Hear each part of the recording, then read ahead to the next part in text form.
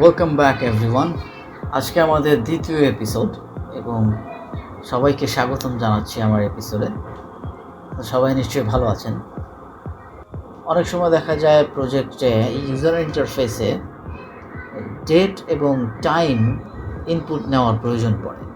সেক্ষেত্রে traditionally ডেভেলপাররা use করতো select option, যেখানে ডে, মান্থ এবং ইয়ার আলাদা আলাদা সিলেক্ট অপশন দিয়ে ইউজ করা হবে। এরপরে আস্তে আস্তে একটু ডেভেলপ হলে তখন যে কোয়ারির একটা স্ক্রিপ্ট, থার্ড পার্টি স্ক্রিপ্ট বা টুলস বা প্লাগিংস ইউজ করে ডেট টাইম পিক করা হতো। তো আজকে আমি আপনাদেরকে আরও একটি সহজ উপায় নিয়ে আলোচনা করব যে কিভাবে আপনারা থার্ড পার্টি এই ডেট টাইম পিকার ইউজ না করে HTML5 এর বিল্ট ইন ডেট এবং টাইম ইনপুট টাইপস ইউজ করতে পারেন। চলুন দেখি কিভাবে আমরা আমাদের ওয়েবসাইটে এটা ইমপ্লিমেন্ট করতে পারি।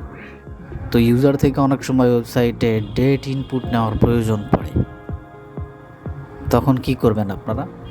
শুধু একটা ইনপুট ফিল্ড যদি দিয়ে দেন, টেক্সট ফিল্ড, তাহলে সেক্ষেত্রে কিন্তু ইউজারকে টাইপ করে দিতে হবে ডেটটা, এবং ডেট টাইপ করে দেওয়া কিন্তু একটা ব্যাড প্র্যাকটিস।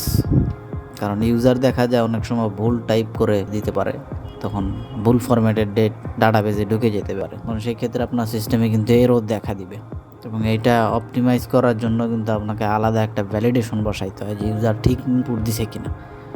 তো এটা ব্যাড প্র্যাকটিস।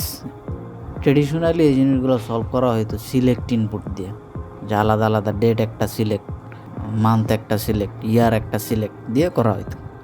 ওইটাও তেমন একটা এফিশিয়েন্ট না। তো এখনকার যুগে ওয়েবসাইটগুলোতে কী করা হয়, যেমন এই যে আমরা একটা booking.com ওয়েবসাইটে আসছি, এখানে দেখেন এই যে checking date, check out date নিচ্ছে এরা ইনপুট।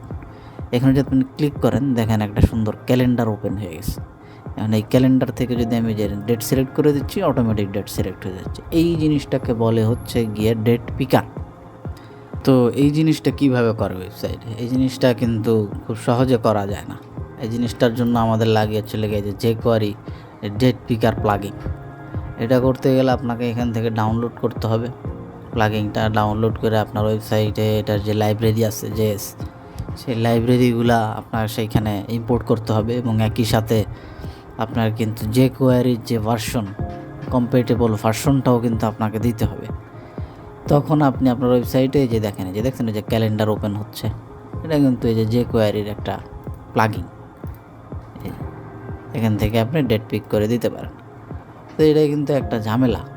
তো এখনকার যুগে কিন্তু এই জিনিসগুলোই ম্যাক্সিমাম ওয়েবসাইট ইউজ করতে হয়। যেমন আর একটা এক্সাম্পল আমি দেখাইতে পারি, বাংলাদেশ ব্যাংকের যে ওয়েবসাইটটা, এইখানে দেখুন যে সিলেক্ট ডেট, এইখানে সিলেক্ট ডেট যখন দিচ্ছি তখন এই যে ডেট পিকার অন হচ্ছে।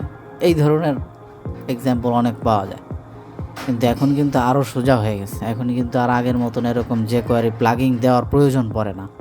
তো এখন কি করা যায়? এখন আরও খুব সোজা যেই জিনিসটা করা যায়, সেই জিনিসটা আমি আজকে আপনাদের শেখাবো, যে এইসব প্লাগিং ইউজ না করে আপনি সরাসরি এই ডেট পিকার আপনার দিতে পারেন যে কোনো ব্রাউজারে। তো এইটার জন্য আমার ব্লগটা আমি লিঙ্ক দিয়ে দেবো ভিডিও ডেসক্রিপশনে।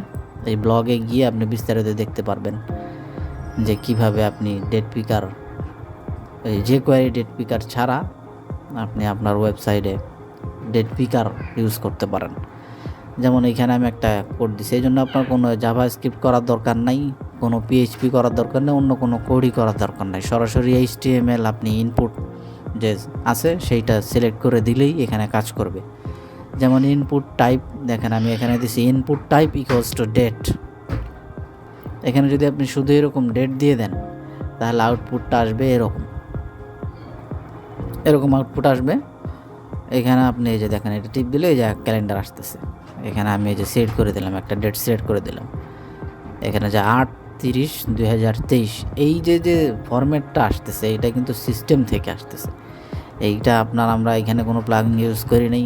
তো আমাদের এখানে কোনো কন্ট্রোলই নাই, জাস্ট আমরা বলে দিচ্ছি একটা ডেট টাইপ হবে।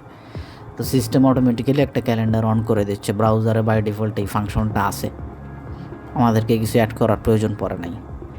তো এইখানে যখন আপনি দিলেন, কিভাবে আসতেছে এই ডেটটা আসতেছে চলে গেছে সিস্টেম থেকে। তো সিস্টেমে যেভাবে দেওয়া আছে আমার এই আউটপুটটাও ঠিক সেইভাবেই আসবে। তো এইটা কিন্তু ফিক্সড না, এই জিনিসটা জাস্ট আপনার সিস্টেমের উপর থেকে, আপনি সিস্টেমের সেটিংসে যা যদি আবার চেঞ্জ করে দেন তাহলে এইখানেও চেঞ্জ হয়ে যাবে। কিন্তু ডাটাবেজে আপনার যে ইনপুটটা যাবে সেই ইনপুটটা হবে হচ্ছে আগে ইয়ার, তারপরে মান্থ, তারপরে ডেট, এভাবে থাকবে।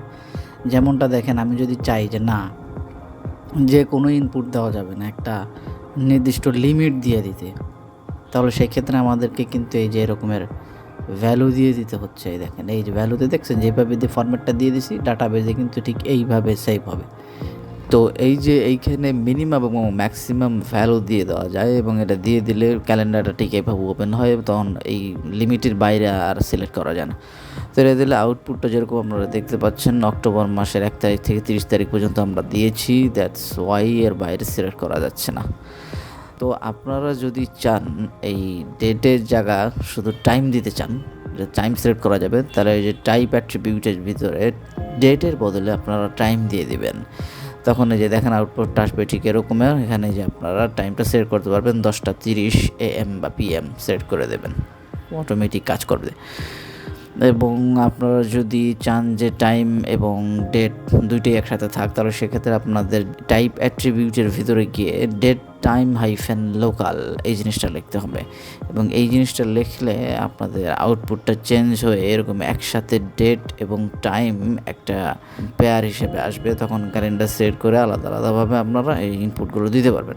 তো এখানে জিনিসগুলো করতে কিন্তু আমাদের কিন্তু আলাদা কোনো প্লাগিং বা থার্ড পার্টি টুলস ইউজ করি না, জাস্ট ইনপুট টাইপের ভিতরে ডেট অথবা টাইম বা ডেট টাইম লোকাল ইউজ করতেছি। যদি দেখেন আপনারা, আমি যদি ডেটটার বদলে টাইপটা যদি আমি টেক্সট করে দিই, তাহলেই দেখবেন যে আমার যে ফাংশনালিটি ছিল সেই ফাংশনালিটি কিন্তু সাথে সাথে চলে গেল। তো আবার যদি আমি এই ইনপুট ফিল্ডসে যদি টাইপটা ডেট করে দিই, তাহলে দেখবেন যে সাথে সাথে আবার ফাংশনটা অটোমেটিক্যালি চলে আসছে। তো এরকম সহজ সমাধান থাকলে আপনারা কেন আলাদা যে করে প্লাগিংস ইউজ করবেন? কিন্তু আলাদা হ্যাসেল নেওয়ার কোনো প্রয়োজন নেই, এতে করে ওয়েবসাইট অনেক ভারী হয়ে যায়। তো এই ফাংশন পিএইচপির এই বিল্ট ইন ফাংশনটা দিয়েই কিন্তু আপনারা এই সব কাজগুলো করতে পারেন। এখন কথা হচ্ছে এই জিনিসগুলো কি কোথায় কোথায় ইউজ করবে, কোথায় কোথায় সাপোর্ট করবে। এখন আমি মজিলাতে ইউজ করতেছি, তো আসলে কোন কোন প্ল্যাটফর্মে এটা সাপোর্ট করবে এটা দেখার জন্য আপনাকে কম্প্যাটিবিলিটি লিস্ট দেখতে হবে। আপনি আমার ব্লগে যদি দেখেন তাহলে বিস্তারিত দেখতে পাবেন যে ক্রোম ভার্সন 20-র উপরে এটা সাপোর্ট করবে, এজ ভার্সন 12-এর উপরে সাপোর্ট করবে, ফায়ারবক্স 57-র উপরে সাপোর্ট করবে, অপেরা 11-এর উপরে সাপোর্ট করবে, সাফারি, এবং এইভাবে অনেকগুলো দেখবেন যে ডিভাইস কম্প্যাটিবিলিটি দেওয়া আছে, iOS অ্যান্ড্রয়েড সব কিছুতে আমরা এটা সাপোর্ট করবে। তো এখানে যে কটা টাইপ দিয়েছি এইগুলোর ভিতরেই এই জিনিসগুলো কাজ করবে। আজকের এই ভিডিওতে আপনারা এই জিনিসটাই বুঝতে পারলেন। সো যে কোনো প্লাগিং ছাড়াও আপনারা সরাসরি HTML5 এর যে ইনপুট টাইপটা আছে, ডেট টাইম এবং ডেট টাইম লোকাল, এই 3টা ফাংশন ইউজ করতে পারেন। তো ধন্যবাদ সবাইকে। তো এতক্ষণ আপনারা দেখলেন কিভাবে ডেট টাইম পিকার খুব সহজেই থার্ড পার্টি টুলস ইউজ করা ছাড়া ওয়েবসাইট ইমপ্লিমেন্ট করা যায়। আশা করি আমার এই টিপসটা আপনাদের প্রজেক্টে খুব উপকার দেবে এবং কাজটা অনেক সহজ করে দেবে। তো ধন্যবাদ সবাইকে আমার ভিডিও দেখার জন্য। আপনার যদি আমার ভিডিও ভালো লাগে তবে লাইক শেয়ার করবেন এবং অবশ্যই সাবস্ক্রাইব করতে ভুলবেন না। তো দেখা হচ্ছে নেক্সট এপিসোডে।